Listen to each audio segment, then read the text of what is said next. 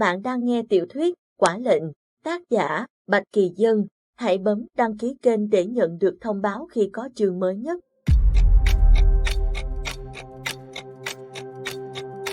Chương 30, lấy thân báo đáp đi, im lặng. Này, rốt cuộc ba người có chuyện gì? Tiểu Hà về tới Đàn Long an toàn rồi chứ? Tống Quy nhìn xuống chân mình, Diệp Minh bóp nát cốc giấy vừa uống nước xong. Nhạc Ly run rẩy ôm cái máy tính vào ngực. Hải Tâm ngơ ngác, ai đó nói đi chứ? Tiểu Hà an toàn rồi đúng không? Diệp Minh quay mặt đi, tay nện xuống mặt bàn bằng nội lực. Tống Quy nói, cô ấy chết rồi. Nhạc Ly nói tiếp, bị bọn chúng bắn chết rồi. Hải Tâm ôm lấy cái đầu đầy băng, thấp giọng như muốn khóc, tôi xin lỗi. Không khí trong phòng bỗng trở nên đậm đặc. Cho đến lúc này, không ai trong số họ dám nghĩ trong đầu về số người chết trong một tuần qua. Có rất nhiều suy nghĩ đang chéo trong lòng họ. Nếu như Tống Huy không lấy lá bài xuống thì sao? Sẽ thực sự không có ai phải chết. Tống Huy không lấy lá bài xuống, thì trong vòng 1 tháng tới, dự án BLS-25 sẽ được thử nghiệm. Số người chết sẽ là nửa địa cầu. Nhưng đó sẽ là những người xa lạ, không phải Tiểu Hà. Đâu là lựa chọn đúng và ai có quyền chọn. Tất cả bọn họ đều không thể phán xét cũng không thể lựa chọn. Diệp Minh sau khi nén tiếng thở nặng nề, liền đi đến bên cạnh Tống Huy, khẽ chạm bàn tay vào tai hắn. Không phải lỗi của cậu, đừng nghĩ nữa. Tống Huy gật đầu, lặng lẽ đi chuẩn bị đồ đạc của mình. Diệp Minh phá tan bầu không khí buồn thảm, nói, tôi sẽ đi kiếm thêm một chiếc xe tốt cho các vị. Chúng ta ở lại đây nghỉ ngơi thật tốt, sáng mai xuất phát sớm. Tôi đi với anh. Tống Huy khoác áo, định theo gót Diệp Minh ra ngoài nhưng bị anh ngăn lại. Cậu ở lại, bảo vệ bọn họ.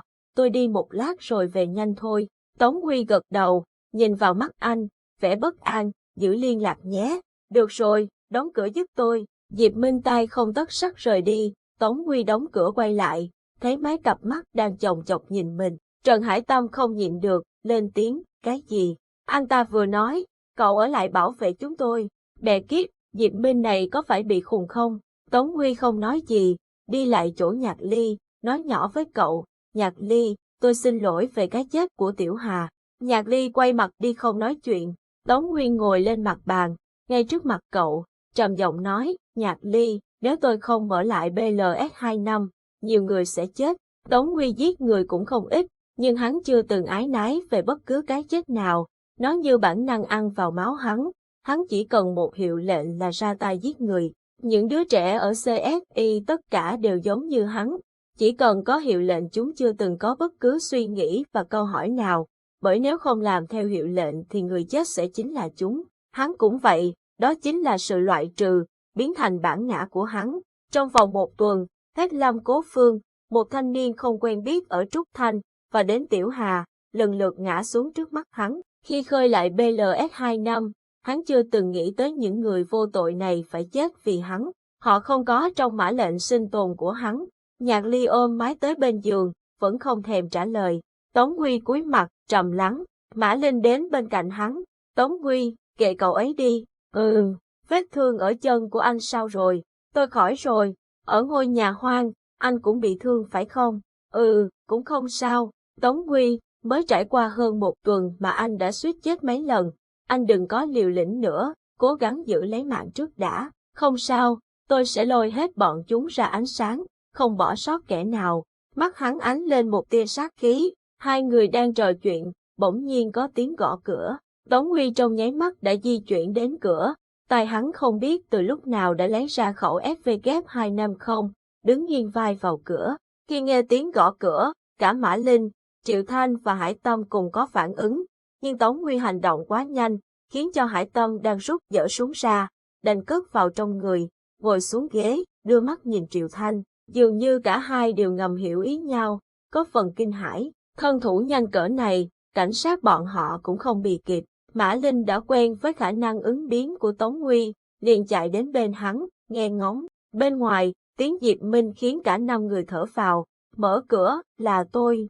Tống Huy nhanh nhẹn mở cửa, Diệp Minh phủi tuyết trên áo, ném chìa khóa xe về phía Triệu Thanh, một con ST Ultra 2, các cậu xài đi. Triệu Thanh đón lấy, cảm ơn. Diệp Minh xách về một túi đồ ăn lớn, cả bọn cùng ăn trưa rồi sắp xếp nghỉ ngơi trong phòng. Hiện tại đang có 3 phòng khách sạn, Tống Huy nhường phòng cho Triệu Thanh và Hải Tâm, dọn sang ở chung với Diệp Minh.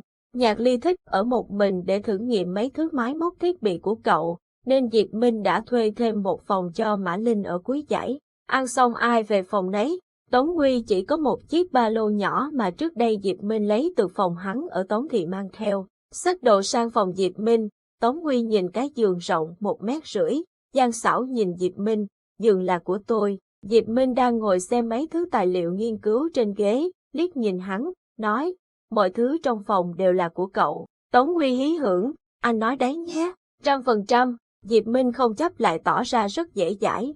Tống Huy thấy có gì đó sai sai, liên ngẫm nghĩ lại, đầu hắn quay nhanh mấy đáp án, cuối cùng hắn mới nhớ ra mình vừa bị quả lừa, liền ném cái gối xuống đầu anh, mọi thứ, trừ đồ háo sắc nhà anh. Diệp Minh mắt không nhìn, tay bắt cái gối, nói, được, tôi háo sắc, nhưng dù gì tôi cũng cứu cậu mấy lần, vậy coi như anh hùng cứu mỹ nhân, cũng phải được báo đáp gì chứ, hay là lấy thân báo đáp đi. Nghe thấy mấy chữ anh hùng cứu mỹ nhân, lấy thân báo đáp, Tống Huy lại biết mình lỗ vốn, gào lên, phát cả lò nhà anh. Diệp Minh cười, mặc kệ hắn điên cuồng lăn lộn trên giường rồi ngủ mất. Thành phố Hà Phong, Tống Phi ngồi trong phòng bệnh của Tống Long, nhìn chằm chằm vào khuôn mặt nhợt nhạt không cảm xúc của Tống Long. Anh ta gỡ một sợi tóc bạc dính trên lông mày của ông, thì thầm trò chuyện. Ba, ngủ lâu như vậy rồi có vui không? Chịu khó một thời gian nữa, con sẽ để ba tỉnh lại. Mà có lẽ ba không muốn tỉnh nữa đúng không? Lâm Cố Phương cũng đã đi rồi, ba có muốn theo ông ta không? Còn cả Hàng Anh nữa, bà ta cũng bỏ ba mà đi từ lâu rồi. Tống Huy cũng không cần ba, chỉ có thằng con ghẻ này là cần ba. Có phải ba muốn nói gì đó không? Rốt cuộc là vì cái gì mà ba dành tất cả cho nó, còn tôi thì không. Lúc thằng ranh con ấy ra nước ngoài ăn sung mặc sướng gần chục năm, ông cũng chẳng buồn nhìn tôi lấy một lần. Hàng Anh không còn trên đời, trong mắt ông chỉ có Tống Huy. Ông có biết, mỗi ngày ông ngoài không đến công ty thì cũng là bay ra nước ngoài thăm Tống Huy. Ông nghĩ lão Vương quản gia có thể thay thế được ba người các người, để mặc tôi với lão ta không? Nói để ông biết là tôi giết lão Vương đấy, cũng chỉ là để cho ông thấy tôi còn một mình mà quay về, nhưng ông thật vô tình. Ông thuê hết quản gia này tới quản gia khác, tôi biết, dù tôi có lần lượt giết hết bọn họ thì ông cũng không quay về. Trong mắt ông ngoài bà vợ đã chết và thằng con của bà ta, thì tôi là cái thái gì? Ông đừng hòng chết, để tôi lần lượt lấy đi những gì không yêu quý nhất, rồi cho ông tỉnh lại, thế mới vui. Tống Phi nghiêng mặt cười, vỗ lòng bàn tay vào má Tống Long, lại nói, tôi không những lấy đi Tống Huy của ông, mà còn lấy cả thiên hạ này vào tay, xem ông còn coi tôi như vô hình nữa không. Tống Phi ngồi trầm mặc một lúc rồi đi ra ngoài. Bạch Thành, Bạch Hữu đang đứng chờ bên ngoài. Tống Phi đi ra, Bạch Hữu liền theo anh ta như cái bóng. Bạch Thành, Bạch Hữu, chuẩn bị đồ đạc, mai chúng ta sẽ xuất phát đi Tây Bắc. Vâng, sếp, cả hai đồng thanh. Tống Phi hài lòng nhìn hai bầy tôi trung thành, khóe môi quỷ quyệt nhếch lên một điệu cười băng giá. Tại sân bay Đằng Long, Victor Anfer vừa đáp chuyến bay từ Wanda. Gã thuê một chiếc xe Việt giả, lần theo dấu vết thẳng đường tới Tiên Viên. Cùng lúc, tại một trụ sở công vụ lớn ở Hà Phong, một người đàn ông không rõ mặt ngồi trên chiếc ghế rộng, quay lưng ra cửa. Nghe tiếng gõ cửa, y cất giọng trầm, hơi lạnh, vào đi. Người vừa đi vào một nữ nhân cao chừng 1,8 m, mặc bộ vest công sở ôm sát lấy thân hình gọn gàng, đẹp mắt, mái tóc ngắn ôm vào khuôn mặt thanh tú, nhìn qua vô cùng mãn nhãn. Nữ nhân nhanh chóng đi vào trong. Thưa ngài, Quân Giao có mặt. Người đàn ông không quay lại, trầm giọng nói, Quân Giao, ta vừa nhận được thông báo từ chủ thần, đã xuất hiện hỏa lệnh. Vâng, thưa ngài, Quân Giao nhận lệnh, mang theo người của cô, truy bắt. Vâng, thưa ngài.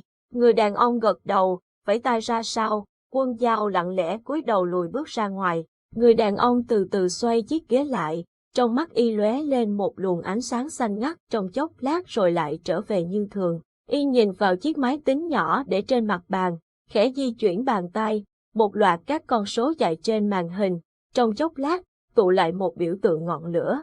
Tại Tiên Viên, Tống Nguyên ngủ một giấc vừa dậy đã là 4 giờ chiều, hắn vẫn thấy Diệp Minh ngồi xem tài liệu ở bàn, khẽ xì một tiếng, lào bào, đúng là đồ y quy thấp, xem cái gì mà cả ngày không hiểu. Diệp Minh coi như không nghe thấy, gấp tài liệu bỏ sang một bên, hỏi Tống Huy, dậy rồi à, có đói không? Đói, Tống Huy xị mặt, cái tính ngủ dậy là gây sự này, đúng là công tử bột. Diệp Minh vẫn chiều hắn vô đối, đi ngâm mình một chút cho tỉnh táo lại, tôi đã chuẩn bị nước cho cậu rồi, trong lúc cậu tắm, tôi sẽ đi mua đồ ăn về cho mọi người. Tống Huy vẫy vẫy tay xua đuổi Diệp Minh, đi, còn ở đấy mà nói nữa, tôi đói bụng rồi. Diệp Minh lập tức đứng dậy, mặc áo măng tô, đi ra ngoài, tiện tay liền chốt cửa từ bên ngoài, nghe tạch một cái, Tống Huy lại dở thói xấu khi ngủ dậy, biểu môi, ai chả biết anh làm được ảo thuật, đồ làm màu. Tống Huy uể oải bước vào nhà tắm đã thấy một bể nước nóng đang bốc hơi, trong hơi nước còn thơm mùi tinh dầu nhẹ nhẹ quen thuộc. Bên cạnh bể nước còn có một cốc nước cam nóng, mắt Tống Huy liền sáng lên, hắn nhảy tới uống ngay một ngụm, vị chua của cam, vị ngọt của đường, mùi thơm của mật hoa linh thảo cùng hơi ấm trôi xuống cổ họng khiến hắn sảng khoái. Bao nhiêu khó chịu bỗng tan biến, hắn không nén nổi ý cười dâng lên trên khóe môi đầy đặn, thầm nghĩ, y quy thấp nhưng được cái thuộc khẩu vị của mình, coi như cũng được việc. Tống Huy cởi quần áo, lội vào làn nước ấm,